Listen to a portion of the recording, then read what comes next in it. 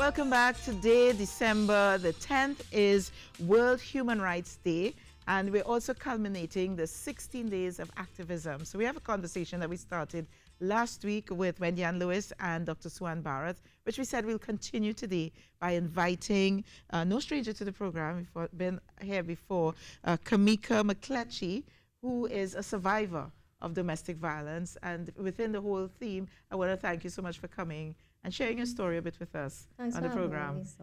So Kamika, tell us, you know, for those who may not know, because some people know your story, but tell us just a little bit of what you went through and how you were able to come out of it. Well, basically, I would say, I always say that we are the sum total of our experiences. And my story doesn't just start when I encountered domestic violence, but from a tender age where my dad was not around. So I always had this yearning for a male figure. Then being raped twice at the age of 14 by two different people in my community.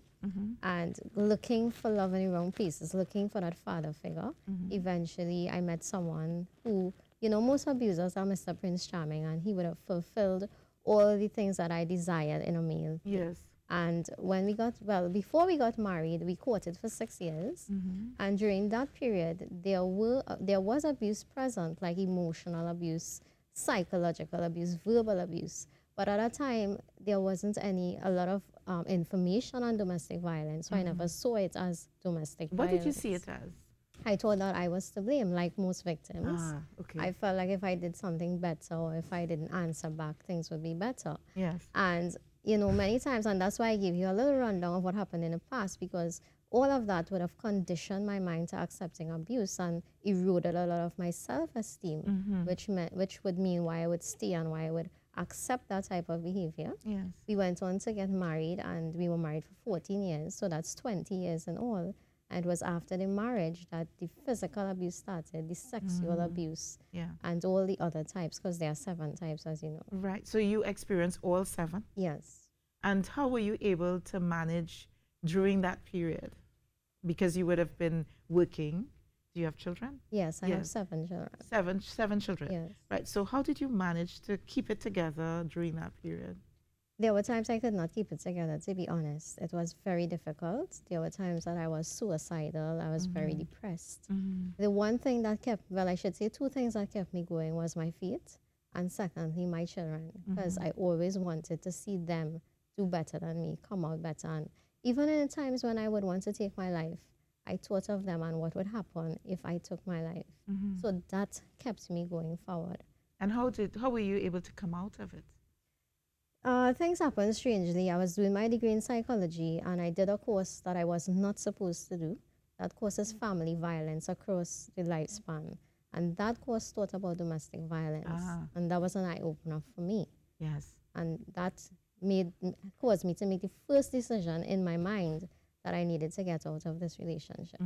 Was it threatening at that time when you decided that you wanted to leave? It was. Yeah. I made the decision, and a month later, I had my head slammed through some levers in front of my kids. Yes. How does that impact the children? How old were they when that happened? Around that time, one of them was about 9 or 10 or so. Yeah. Now, the thing is that it leaves scars on your children. Because remember, when children are small, they learn by what they see.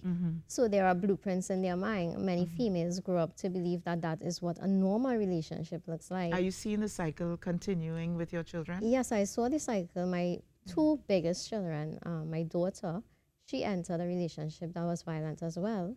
Now she's out of it and, you know, getting the help that she needs. And my son, he started showing signs of a perpetrator when he was in school, because he had no respect for female authority at the time.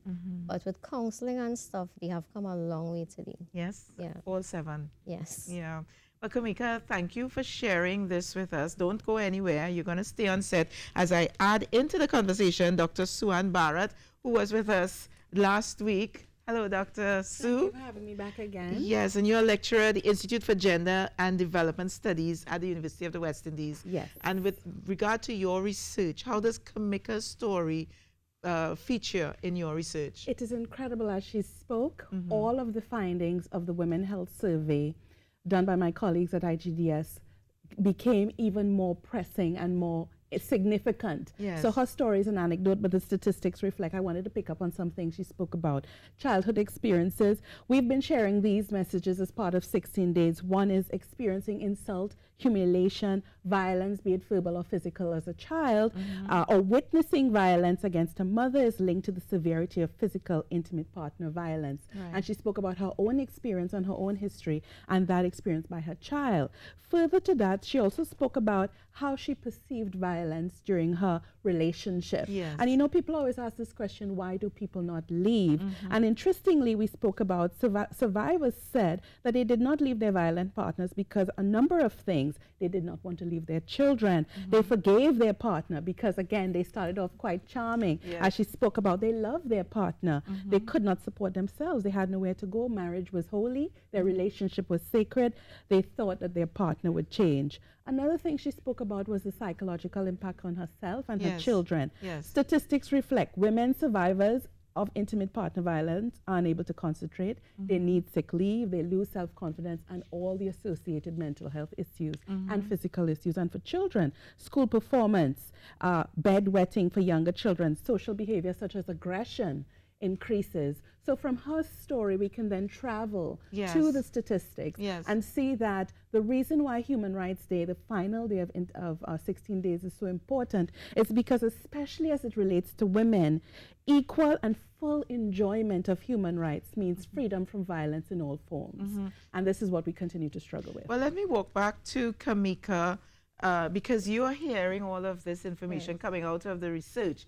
So you know now, I know that you know now that it's not just you. No. But hearing the research, does it bring everything back up to the fore and probably crystallize it, or is it already crystallized in your mind? It's already crystallized. already in my mind crystallized in because your mind. Being out here speaking as a survivor, I had to do a lot of research, and you know, it is crystallized. Okay, so you've also done research Yes. yourself. Yeah. Yeah. And some of the things that Dr. Sue mentioned in terms of forgiving your partner and the symptoms that, because we only spoke about a few things. Yes. Were you hearing some of the things that you've been through yourself? Yes, and forgiveness for your partner, that is something because, you know, okay, me being a survivor, now forgiveness is essential for me to help other victims, Yes. right? But being in the relationship at the time, you love your partner and you forgive your partner because there's a cycle. They will come and say they are sorry and they will not do it again. Yes. And then you fall for that because it's like, I always say it's like someone who's on drugs. They want that first high. And you want that first love experience that you had with your partner. So you strive for that, thinking it's not going to So happen you keep again. It's going going to back get better. and back. Yes. Well, we have another survivor who's just joined us on set. That's Valdine Shares. Hi, Valdine. Welcome to the program. And Kamika shared her story. Give us a bit about your story. I'm also a mom of 7. Oh, It's a interesting. biblical number of completion. Yes, okay. Lisa, I must say that I have been mistaken for you a lot. Okay. A little boy in City Gate saw I was the person on E-Zone, Okay, all and I had to right. correct him. But my journey is 21 years of marriage, all 7 children for that one father. And just like Kamika, I think there's a dynamic to staying and even coming out of domestic abuse or violence. Yes. It is more an emotional and mental coming out more than physical. Yeah. So that question, why did you stay? I think is only a person who experienced it can explain why they stayed. Why did you stay?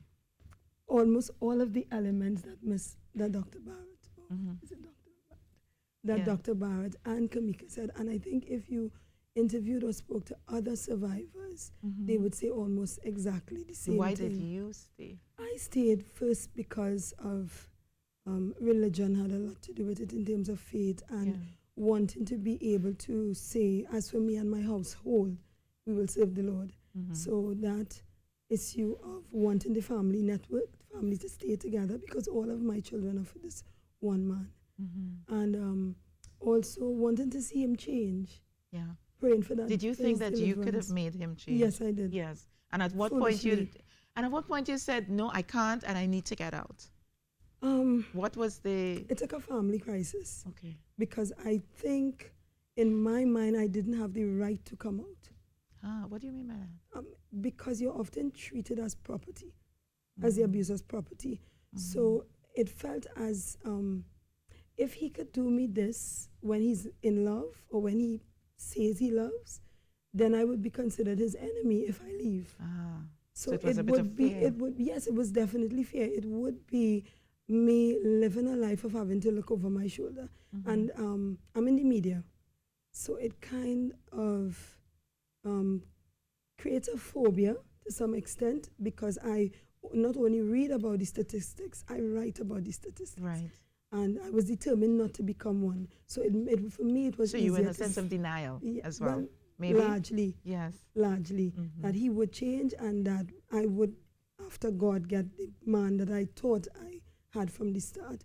But I can say that I recognize that this journey wasn't for me alone. It was meant for me to help another person.